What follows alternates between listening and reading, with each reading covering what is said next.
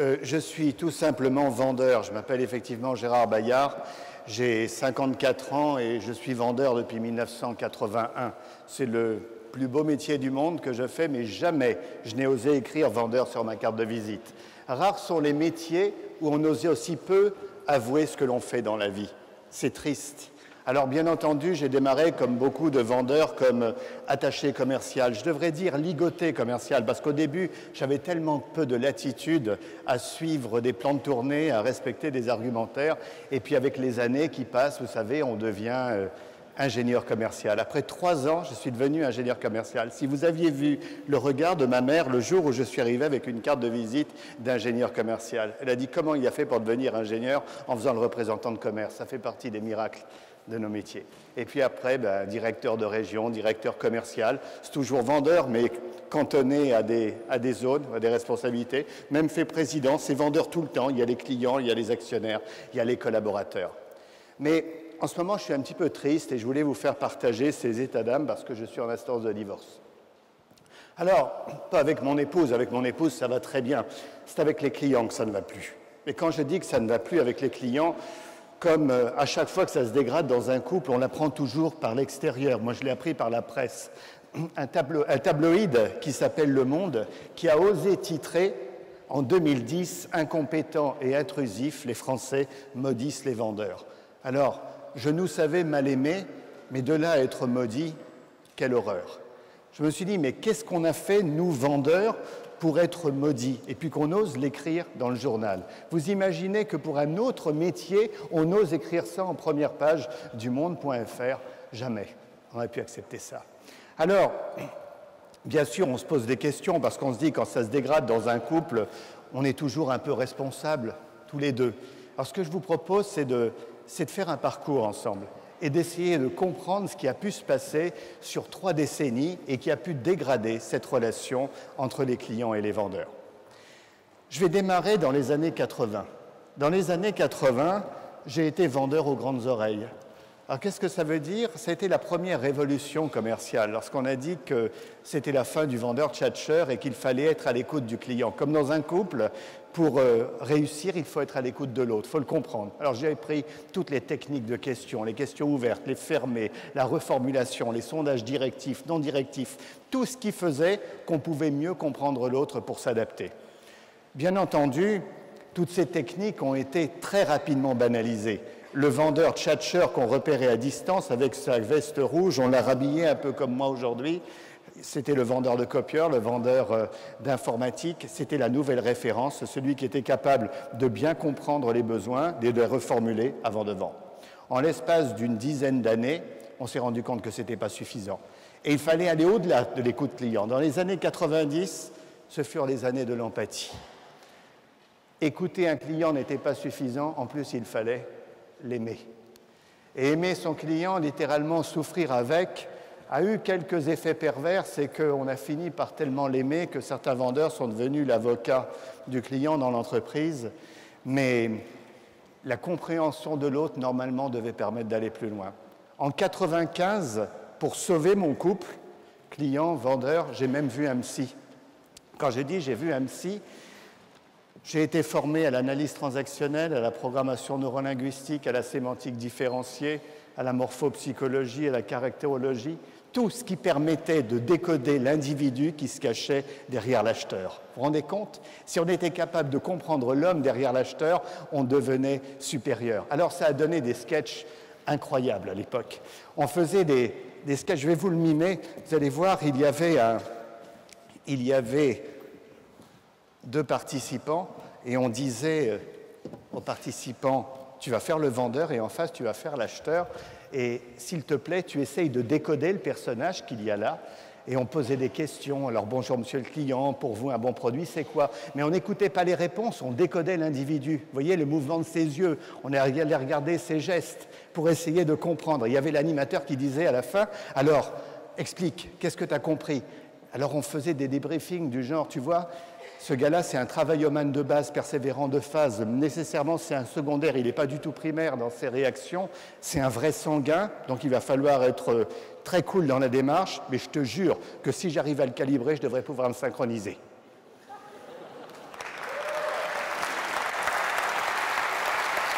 Et là, vous aviez le formateur qui disait bien, parfait. Deuxième question, ces besoins, c'est quoi? Là, il y avait un blanc. Attends, je ne peux pas tout faire en même temps. Je ne peux pas à la fois décoder l'homme et comprendre l'acheteur. Alors, pourquoi? Parce qu'à un moment, on a cru que ces techniques pouvaient venir à la place des techniques de vente, mais certainement pas. Ça pouvait être un complément, mais pas une substitution. Les années 2000 furent les années de la surenchère. Dans les années 2000, qu'est-ce que l'on a fait? On s'est dit, écoutez, ce n'est pas suffisant, aimer non plus, alors on va aller au-delà des besoins du client. On a inventé dans les années 2000 les offres irrésistibles. Pour s'abonner à un journal, on avait 3 mois gratuits, la calculette et l'agenda en prime. Quand il s'agissait de Canal+ ou de la téléphonie, je ne vous parle même pas des conditions. Puis on s'est dit, on va faire de la surenchère pour les garder, les clients. Et quand on fait le bilan de tout ce qu'on a réalisé pendant 30 ans et qu'on regarde concrètement les résultats, premièrement, les clients ne nous sollicitent pas davantage, les taux de transformation ne se sont pas améliorés, et puis la fidélité, c'est pas ce qui les caractérise. C'est dur constat. La réalité, c'est que je n'ai pas regardé la vérité en face. J'ai nié des évidences. Et vous savez pourquoi, en tant que vendeur, j'ai nié des évidences de l'évolution? Parce que peut-être que pour la première fois, la révolution commerciale que nous vivons, elle ne vient pas de l'entreprise, elle vient du particulier. Tous les grands bouleversements qu'il y a eu dans notre monde, l'informatisation, c'est né dans l'entreprise. Et puis 10, 15, 20 ans après, c'est arrivé au domicile du particulier. Cette fois-ci, c'est l'inverse. La révolution, elle ne vient pas de l'entreprise, elle vient de notre quotidien. Illustration. Ça a démarré par Facebook. C'était des gamins qui communiquaient entre eux sur un réseau social pour se faire des amis. En tant que vendeur, on est très loin de tout ça, on n'est pas du tout concerné. Après, en 1992, le SMS. Premier SMS en 1992. Aujourd'hui, il y a l'équivalent de la population mondiale en nombre de SMS qui part chaque jour. L'équivalent de la population mondiale. Chaque jour, on reçoit un SMS du client qui dit « Tu as pensé à ma proposition ?» ou alors « Désolé, j'aurai quelques minutes de retard. » C'est devenu un outil. Mais on n'y a pas fait attention dans un premier temps. C'est un truc de gamin, le SMS. On n'est pas concerné. Mythique. Vous vous rendez compte, il y a 1 million de personnes en couple en France grâce à Mythique. Un couple sur 8 aux États-Unis s'est marié via un site de rencontre. C'est quand même phénoménal que, comme outil de première rencontre, au niveau du particulier, on ait pris une telle avance par rapport au monde de l'entreprise. Il n'y a pas un vendeur qui prend un rendez-vous sur 8 via un système de réseaux sociaux. Pas encore.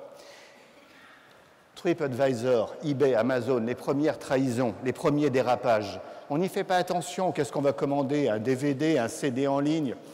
On ne risque pas de se planter. On n'a pas besoin d'un vendeur pour ça. Alors on n'y prête pas garde. On n'y fait pas attention.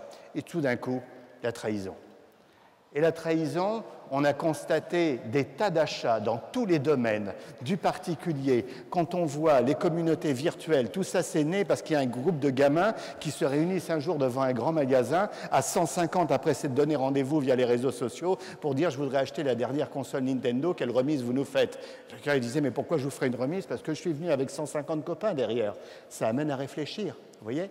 Et progressivement, ça a gagné le monde de l'entreprise. Alors, quand on fait le constat aujourd'hui que 8 personnes sur 10 donnent du crédit à la vie d'un tiers sur Internet, 8 sur 10, on peut légitimement se poser la question, est-ce qu'un jour, un vendeur a eu un tel crédit d'intention? Est-ce qu'on peut dire que 80% des vendeurs, à ces individus, on leur accorde le crédit a priori que l'on accorde au net alors qu'on ne sait pas qui a fait passer le message? C'est terrible d'en arriver là. J'ai eu des coups de blues, je dois l'avouer. On a des idées noires. J'ai même pensé à un moment que c'en était fini du vendeur.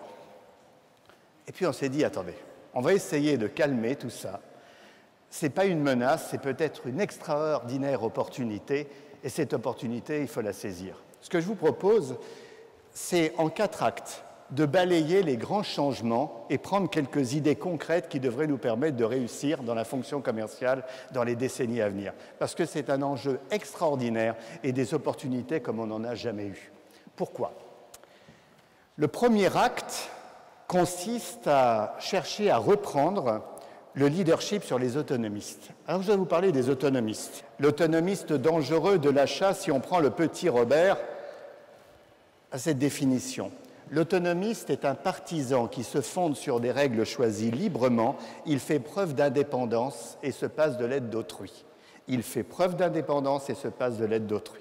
Un autonomiste de l'achat est quelqu'un qui considère qu'il n'a besoin de personne pour prendre sa décision. Et surtout pas de qui? D'un vendeur. Le vendeur est dangereux puisque le vendeur est justement payé pour lui faire prendre une décision qui n'est pas la bonne, puisqu'il est plus intéressé par ses ambitions personnelles que celles du client. Alors, pour bien comprendre l'autonomiste, je vais vous le mimer. Vous avez un autonomiste qui va voir le médecin en lui disant « Docteur, je suis venu vous voir parce que j'ai une douleur dans le bas du dos. J'en situe l'origine entre L5 et S1. Il s'agit d'un pincement intervertébral qui est dû à un glissement d'un disque lombaire sur le tissu rachidien. Vous voyez, ça me fait une douleur portée le long de la jambe avec fourmillement dans les orteils et ça fait très très mal à la fesse droite. Ce sont les symptômes d'une... Il y a des autonomistes dans la salle, c'est bien ce qui me semble. Quelle serait la valeur de l'acte médical si le patient était capable d'être le médecin? Si le patient était capable d'identifier lui-même sa pathologie, de définir le traitement associé, voire le budget qu'il faut y mettre? Aberrant. On pourrait dire qu'il y en a intérêt à bien protéger la profession. Alors si celle de médecin est protégée, celle de vendeur, c'est différent. Donc on est en situation de vulnérabilité maximum si on laisse le territoire aux autonomistes. Alors il va falloir reprendre le leadership. Que fait le médecin? Le médecin, il a trouvé quelque chose d'extraordinaire. Il vous dit qu'est-ce qui vous arrive. J'ai mal au dos, ça me gratouille, ça me chatouille, ça me fait ça. Très bien. Et le médecin, il a inventé quelque chose d'extraordinaire pour redonner de la légitimité. On va regarder ça de plus près. Il nous dit déshabillez-vous. Il prend un machin, mais sur les, on ne sait pas trop à quoi ça sert. Il écoute, on ne sait pas ce qu'il écoute. Et vous allez me passer en plus une radio et me faire des analyses. Et quand il reçoit le résultat des analyses, il fait On est inquiet. Il y a un secret, il y a une magie que le commercial n'a pas su conserver.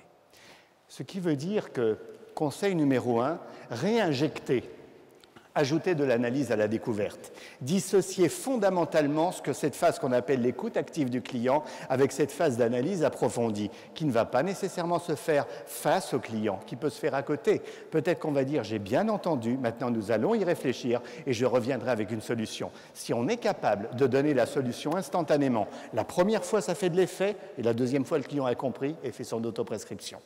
J'ai relevé une phrase de Luc Ferry particulièrement intéressante sur la confusion entre l'information et la connaissance. Ceci est peut-être le changement majeur que l'on voit auprès des générations qui nous suivent, c'est à quoi ça sert d'apprendre puisque l'info est disponible.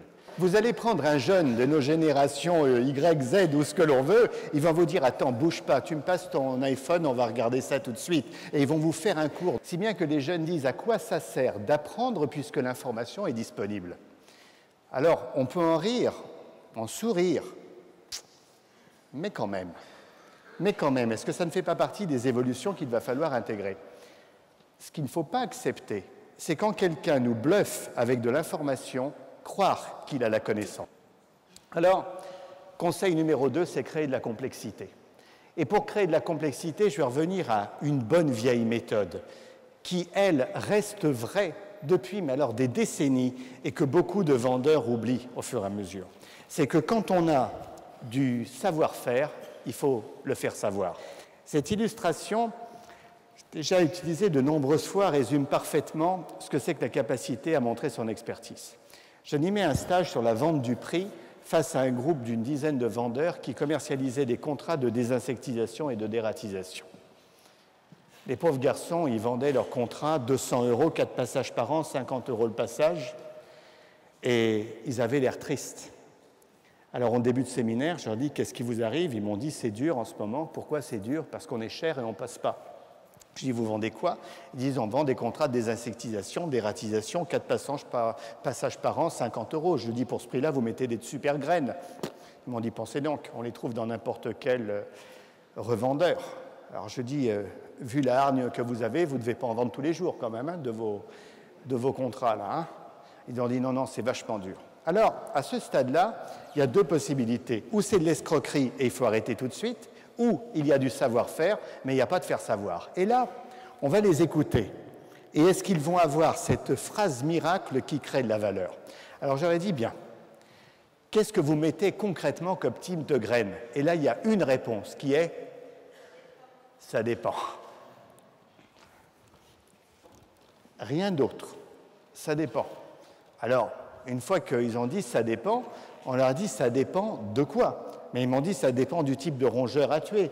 Parce qu'il y a des souris, des rats, des mulots, des surmulots, des musaraignes. Ils ont commencé à énumérer un nombre de bestioles dont on ne soupçonne pas l'existence. Ils étaient en train de créer de la complexité. Je dis, mais à quoi ça sert de savoir ça? Ils disent, parce qu'il y a des bestioles qui sont intelligentes et d'autres pas. Il y en a qui décortiquent les graines, et dans ce cas-là, si on a mis le poison à l'extérieur, on les nourrit au lieu de les tuer. Vous comprenez? Ah, je dis, ouais, je comprends. Ça, c'est intéressant, alors qu'il y en a d'autres qui mangent tout, et selon le type de bestiole, on change de graines. Ah, je dis, c'est super intéressant. Et je dis, et vous mettez quelle quantité? Et ils m'ont répondu, 2 fois. Là, ça commence à valoir de l'argent. Ça leur semblait tellement évident. Tellement évident. Alors on dit, attendez, on va calmer le jeu. Premièrement, on a écrit, pour une prestation comprenant l'identification du type de rongeur à tuer, deuxièmement, l'évaluation du niveau d'infestation, troisièmement, la localisation des zones stratégiques, quatrièmement, la fourniture des produits adaptés, cinquièmement, la mise en place de ceci, avec la garantie de traitement en cas de récidive, il n'y avait plus aucun problème. On avait su, grâce à un ça dépend, recréer de la complexité, montrer qu'il y avait du savoir-faire sans l'offrir. Vous ne pouvez pas vous imaginer le nombre de fois où le vendeur offre son expertise. On a tout un mécanisme qui permet de créer de la valeur et on a l'impression qu'en offrant l'expertise au client, on va avoir en reconnaissance suffisamment et qu'il va nous acheter. Malheureusement, ce n'est pas la réalité. Créer de la complexité et ensuite aider-le à acheter. Repenser le processus de questionnement. Tous les modèles de vente sont basés sur la maîtrise de la technique des questions. On a dit à un vendeur, si tu maîtrises les questions, c'est toi qui diriges l'entretien. Mais ça, c'était valable il y a 10 ans. Conseil 3, allez chercher l'information avant de poser les questions, celles-ci seront beaucoup plus pertinentes. Beaucoup plus pertinentes. Non à la déstabilisation. C'est peut-être le point crucial. Ce qui met mal à l'aise autant de vendeurs de nos jours, c'est qu'ils sont déstabilisés. Déstabilisés par ces autonomistes qui viennent les voir. Combien de vendeurs sont totalement déstabilisés par ça? Et pourquoi ils sont déstabilisés? Parce que le parcours d'achat a changé, parce que le processus de consultation a changé, parce que hier, quand il y avait un couple qui n'était pas prêt à acheter et qu'un jour il se posait la question, ce ne serait pas bête qu'on s'équipe d'une piscine, ce qu'il faisait immédiatement, c'est qu'il allait voir le vendeur. Il allait voir le vendeur pour aller chercher de l'info et lui dire qu'est-ce qui existe comme modèle, qu'est-ce que vous pouvez me conseiller, jusqu'à la prise de décision et à l'achat. Aujourd'hui, il fait quoi le client? Il fait tout ça tout seul. Il va faire une grande partie de son parcours d'achat tout seul, si bien qu'il arrive face à quelqu'un avec une idée préconçue de ce qu'il veut, avec parfois un crédit d'attention, mais très souvent un procès d'intention très très fort. Alors, pour ça, il va falloir redonner de l'expertise technique et oser la confrontation. Combien de vendeurs, via les techniques des questions, l'écoute active et l'empathie, ont été émasculés? Je dis émasculer, c'est-à-dire ne pas oser la confrontation. Ne pas oser la confrontation, c'est être capable de dire au client « j'ai bien entendu ce que vous me dites. Simplement, on va se préparer 2 bombes, une faille et une question qui tue. On ne va pas faire dans la douceur. » Reprendre un véritable savoir-faire technique, redonner aux vendeurs cette supériorité technique dans la relation commerciale est à mon sens quelque chose d'indispensable parce que les clients, eux, ont su comment obtenir l'information. Ça va inverser la pyramide dans les années à venir. C'est que le poids relatif de l'empathie pendant des années où la phase de découverte était essentielle, on est en train d'évoluer vers une pyramide comme ça, avec beaucoup plus d'assertivité, beaucoup plus de capacité à argumenter, à traiter des objections. Alors, cette montée des mouvements autonomistes se traduit par une autonomie dans les parcours d'achat. Et c'est le deuxième volet, parler quelques minutes du parcours d'achat. Qu'est-ce que c'est que cette notion de parcours d'achat? Pendant des années, des décennies, on a parlé de processus de vente. C'est le vendeur qui déterminait le chemin pour aller d'un point A ou à un point B. C'était un processus de séduction, un processus de conviction. Malheureusement, ça a été inversé. Alors, pour comprendre le parcours d'achat et son évolution, je vais partir de l'exemple. Nous sommes au mois de novembre. Il commence à faire froid. Moment délicat où il va falloir mettre en route la chaudière. C'est toujours un peu dur ce moment de la mise en route de la chaudière, parce qu'il faut appuyer sur un bouton. Lequel? Alors, retour au siècle dernier. Au siècle dernier, quand la chaudière ne démarrait pas, au siècle dernier, nous étions simples et sains. On allait chercher un outil indispensable, parce que qu'est-ce qu'on voulait faire quand la chaudière ne démarrait pas? On allait appeler qui? Un plombier chauffagiste, tant qu'à faire. Et on allait le trouver où? Vous vous souvenez? C'est ça? Les pages jaunes. On ouvrait les pages jaunes à la rubrique plombier chauffagiste, simple et sain. Et tant qu'à faire, on allait le choisir où? Dans quelle ville? À côté. C'était assez logique. Mais tout ça, c'était au siècle dernier. Aujourd'hui, 92% des Français, quand la chaudière ne démarre pas, ils font quoi? Ils vont sur Google. Et ils tapent quoi sur Google? Les scélérats. Vous savez ce qu'ils tapent? Plombier chauffagiste? Non, ils tapent chaudière en panne. Avant, on allait chercher quelqu'un pour nous dépanner. Maintenant, on raconte ses malheurs au monde entier, en espérant que quelqu'un veuille bien répondre. Quel bouleversement dans cette notion de parcours d'achat. Et ce décalage qu'il y a entre les processus de vente et les parcours d'achat est redoutable. Regardez, vendeur d'immobilier, l'idée d'acheter l'appartement commence à germer. Le vendeur continue à se comporter comme avant. Le couple.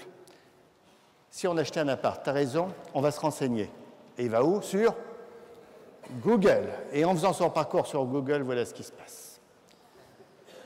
Qu'est-ce qui s'est passé? Dans quel état on ressort après avoir fait un parcours sur Google? Formé, informé, déformé, reformaté, tout dépend du parcours d'achat. Mais quand on arrive face au vendeur, son processus est complètement à côté. Alors conseil 6, faites le parcours comme un futur client et il faut revisiter le processus de vente. Et revisiter le processus de vente dans sa totalité, ça veut dire par exemple repérer les clients en mode achat. Ça, c'est quelque chose de nouveau, le client en mode achat. Explication. Qui parmi vous est propriétaire d'une voiture? Vous voulez bien lever la main, s'il vous plaît? Il y en a beaucoup. Cette salle est pleine de suspects. Je peux vous suspecter de pouvoir être intéressé par une voiture. Premier niveau. Deuxièmement, qui parmi vous a décidé ou a l'intention de changer de voiture dans l'année? Vous voulez bien lever la main, s'il vous plaît? Un petit peu moins. Ce sont des prospects. Les autres, vous m'intéressez moins. Je vais me concentrer sur les prospects. Qui parmi vous va changer de voiture dans les 10 jours? Vous voulez bien lever la main? Une personne. Un prospect en mode achat, ou deux. Ça vaut de l'or. Le vendeur qui réussit aujourd'hui, c'est celui qui est capable d'identifier les deux parmi une foule, les deux prospects en mode achat. Avant, le prospect en mode achat, il allait dans la concession. Maintenant, il va sur quoi? Il va sur Google. Ce qui veut dire que comment on va faire pour repérer les prospects en mode achat? En ayant la totale maîtrise du circuit sur Internet et sur Google. Alors, regardez. Si on avait un process de vente court, rendez-vous avec achat, aujourd'hui, le process, il est beaucoup plus long. Il va démarrer parce que quiconque veut acheter va se renseigner. Donc, il va voir sur Internet, il va lire, il va s'abonner à un flux RSS, il va commenter, il va partager, il va télécharger, il va faire une démonstration en ligne. Tout au long de ce circuit, il existe des outils pour l'identifier aujourd'hui. Tout au long de ce circuit, on va pouvoir l'influencer. Et selon un schéma qui va nous permettre d'intervenir le plus tôt possible pour prendre de l'avance sur les concurrents. Il faut être capable de se positionner très tôt sur les nouveaux parcours d'achat et surtout ne pas perdre le client en route, c'est-à-dire être présent sur l'ensemble des circuits. Ce qu'on appelle la règle des 4 I, informer, impliquer, identifier et enfin interpeller. Si on interpelle trop tôt, c'est une rupture, parce que quelqu'un qui cherche de l'information ne veut pas être agressé à ce moment-là. Donc il va falloir adapter les comportements au processus. Pas facile pour un vendeur qui a toujours eu une démarche très offensive. Conseil 8, surfez autant que possible avec votre client. La plupart des vendeurs considèrent Internet comme un ennemi, alors que Internet peut les aider à vendre. Troisième acte, revisiter le face-à-face classique. Il est usé, ce face-à-face classique. Depuis des décennies, les vendeurs doivent prendre des rendez-vous parce qu'on n'a pas encore trouvé de meilleurs moyens, même si ça va peut-être changer, que d'aller voir les clients pour réussir à les convaincre. Alors, il y a un outil, j'ai un vieux modèle là, à base d'ébonite, vous voyez, Quand on cherche à modéliser les bonnes pratiques, aujourd'hui, on a deux groupes, deux types d'individus qui réussissent en prise de rendez-vous par téléphone. Le premier groupe, ce sont les killers. Et on a beau dire, c'est épouvantable, mais ça fonctionne, ça marche, ça marche. Et puis, quand on fait les groupes, on a nos killers qui sont là. On a également quelques petits malins qui disent, moi je dis qu'il a demandé qu'on le rappelle, il y a quelques petites combines. Et puis vous avez une nouvelle génération. Une nouvelle génération qui est là, ils ne parlent pas, en général, ils sont tranquillement assis, ils attendent leur tour. Et on leur dit, et vous faites comment pour prendre des rendez-vous par téléphone? Ils disent, nous, on ne prend pas de rendez-vous par téléphone. Et comment vous faites pour rencontrer les clients? Alors ils disent, nous, on utilise Viadeo et LinkedIn. Là, il y a les plus anciens qui disent, ça marche ton truc? Jeanne dit moyen. Qu'est-ce que tu appelles moyen? Ben, il dit, je ne sais pas, sur une dizaine que j'envoie, j'en ai 2, 3. C'est pas idiot quand même. Et après, ah ben, en général, eux, quand ils acceptent de me voir, on signe au moins une fois sur 2. Et là, ça crée un doute. Ça crée un doute. Ça ne veut pas dire qu'une technique est morte, ça veut dire qu'il faut faire avec, c'est le « et », comme le disait fort justement tout à l'heure Thierry, c'est le « et pas le « ou » qu'il va falloir analyser. Le DAPA, cette technique de vente incontournable, découverte, accord, proposition, accord, 3 décennies, 4 décennies que tous les vendeurs sont formés au DAPA. C'est formidable, ça marche dans 70-75% des cas. Puis il y a des cas où ça ne marche pas. Et les cas où ça ne marche pas, il ne va pas falloir insister. Et ça nous amène à se dire, il faut revoir le processus, parce qu'aujourd'hui, on a 2 situations. On a des achats concertés, où on va discuter avec le vendeur, et on a des achats prédéterminés. Et si on met ça sur un axe, avec des autonomistes et le non-autonomistes, vous allez voir tout un tas de situations avec des actes de vente à faible valeur ajoutée et d'autres à forte valeur ajoutée. Et ce qu'on va chercher, c'est ce qu'on appelle la congruence, avoir le comportement adapté à chacune des situations. Dans certains cas, on sait ce que l'on veut. Quand on aime une baguette bien cuite et qu'on va à la boulangerie, qu'est-ce qu'on demande? Une baguette bien cuite, c'est pas compliqué, on est simple et sain à la base. Je voudrais une baguette bien cuite. Et qu'est-ce qu'on attend de la boulangère qu'elle nous donne? Une baguette bien cuite. Imaginez la boulangère. Attendez, avant d'aller plus loin, je voudrais vous poser quelques questions. C'est pour tremper dans quoi? Qu'est-ce que vous comptez mettre dessus? Vous voulez la partager avec qui? C'est curieux. Et combien de vendeurs vont faire ça? On veut une baguette bien cuite. Ce que l'on veut, c'est de l'exécution. Ça s'appelle de l'excellence opérationnelle. Vous mettez un peu de qualité de service autour et tout va très bien. Vous avez dans certains cas des gens qui viennent chercher de l'information. Et quand quelqu'un recherche de l'information, qu'est-ce qu'il faut lui donner? De l'information. Ce n'est pas compliqué. Qu'est-ce qui vous reste comme pain? Ben, il me reste tel et tel type de pain. On va lui donner l'information et lui va choisir. Après, il y a des gens qui sont plus dépendants. Ils sont en quête de conseils. Quand on est en quête de conseil, on attend du conseil. Et il y a tellement de vendeurs qui n'osent plus en donner parce qu'ils ne sont pas sûrs de leur conseil, parce qu'ils ont l'impression d'en savoir moins que le client. Et certains veulent même qu'on décide à leur place. Si vous mettez sur un deuxième axe des clients qui vous sont favorables et défavorables, on arrive à 4 modèles de vente qui n'ont rien à voir les uns avec les autres.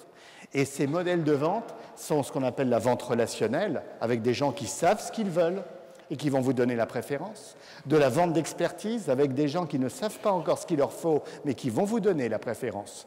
Vous avez de la vente consultative avec des clients qui ne savent pas encore ce qu'ils vont acheter ni chez qui ils vont l'acheter. C'est la mise en compétition. Et vous avez un dernier modèle où le client sait ce qu'il veut, mais ce n'est pas avec vous qu'il va travailler. C'est ce qu'on appelle la vente assertive.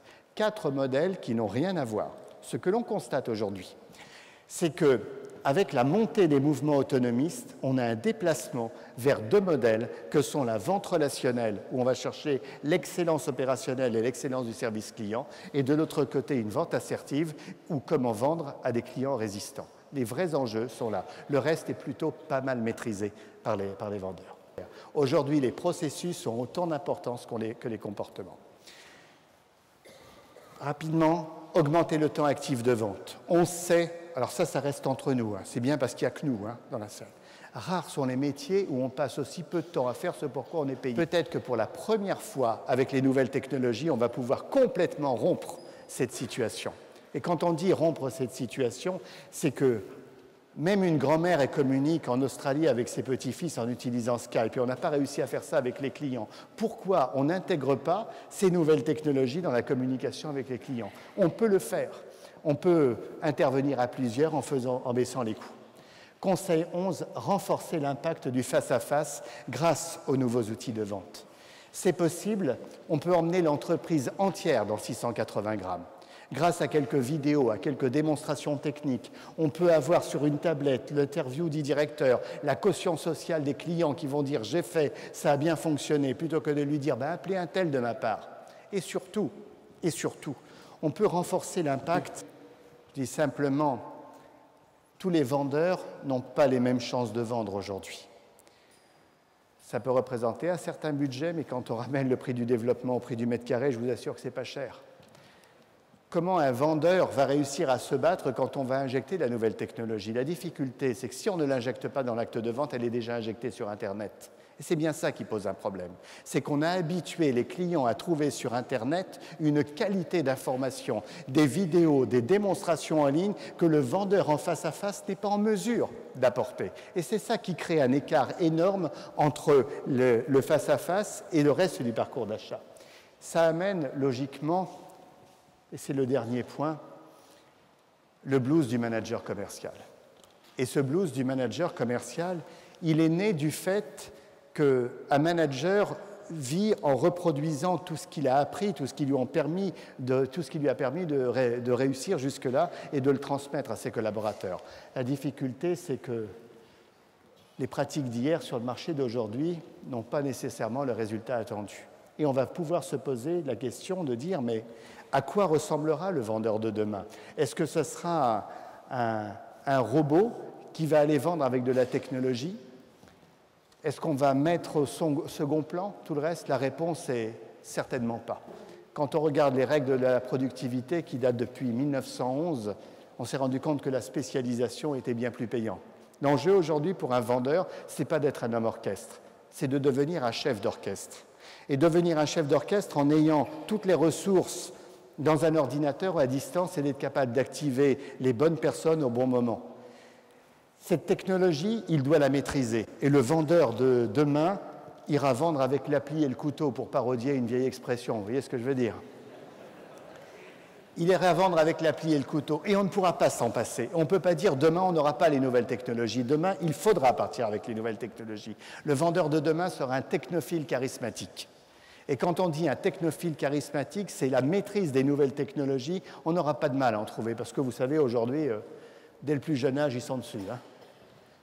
Le charisme, ça va être autre chose. Trouver cette petite flamme qui pétille, ça, c'est plus rare.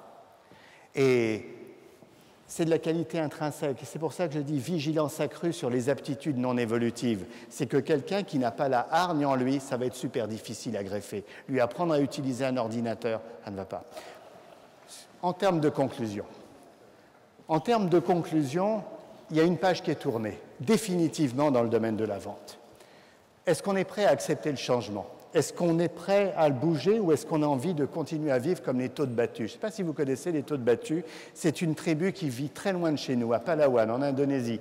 Les Todes Battus n'ont strictement rien changé à leurs us et coutumes, à leurs pratiques depuis des millénaires. Tout bouge autour d'eux, les Todes Battus ne changent pas. Ils ont peut-être raison, c'est peut-être ça la vraie vie. Mais néanmoins, quand on doit s'adapter à un environnement, ce n'est pas nécessairement la meilleure stratégie. Regardez dans le domaine de l'art l'évolution. C'est un tableau de Rubens, Le Massacre des Innocents, une des plus belles œuvres qui a été réalisée au monde en termes de qualité picturale dans la représentation de l'incarnation. Ça a fait 76 millions de dollars, ce tableau. Au XIXe siècle, Fantin Latour, un des plus grands portraitistes du XIXe, était capable de représenter ses pairs comme nul autre. Et pourtant, il n'a jamais dépassé 4 millions de dollars. Pourquoi une telle chute ? Parce que dans ce type de peinture, il y a eu un événement, un changement majeur entre-temps. C'était quoi? Ça, la technologie. C'est la technologie qui a tout bouleversé. Et quand une technologie vient tout changer, où on continue à pratiquer comme avant, où on décide de tout changer. Ceux qui ont continué à faire comme avant ont vivoté parce qu'ils n'ont jamais réussi à reproduire aussi bien que la photo. Et puis d'autres ont décidé de faire autrement. Van Gogh, bon, il ne peignait pas très bien, il faisait des traits, lui. Mais ça a fait quand même 82 millions de dollars. On se dit, si on n'est pas obligé de bien peindre, on peut peut-être essayer de faire encore moins bien. Vous voyez? Ça donne Picasso, mais on reconnaît encore un personnage, vaguement. Ça a fait 106 millions de dollars. Alors, la question à se dire, si on veut changer, c'est par la rupture qu'on peut y arriver. C'est qu'il faut réinventer la vente, comme certains ont su réinventer la peinture à une époque. Alors, on est prêt à changer de comportement ou est-ce qu'on a envie de vivre comme les Toads Battus? C'est la question. Au fait, aux dernières nouvelles, il semblerait que le Toad Battu soit équipé. Sur ce, merci pour votre écoute.